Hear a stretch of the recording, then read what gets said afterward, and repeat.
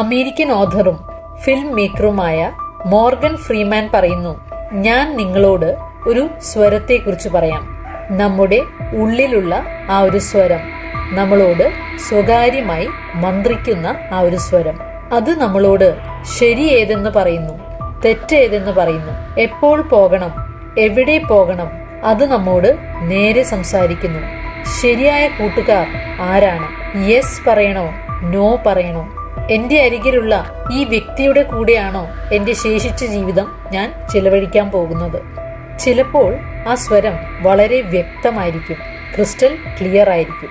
പോകൂ, നിൽക്കൂ, ശരി, തെറ്റ് എന്നിങ്ങനെ അത് നമ്മളോട് പറയും.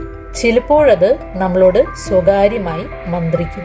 ബഹളങ്ങൾ നിറഞ്ഞ ശബ്ദായമാനമായ ഈ ലോകത്തിൽ ആ സ്വരം മുങ്ങിപ്പോകാൻ അനുവദിക്കരുത്.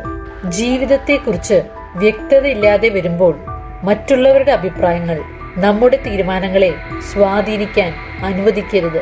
പകരം നമ്മുടെ ഉള്ളിലേക്ക് തന്നെ തിരിയുക. Dive deep into yourself. നിങ്ങളുടെ കോർ വാല്യൂസിന്റെ അടിസ്ഥാനത്തിൽ തീരുമാനങ്ങൾ എടുക്കുക.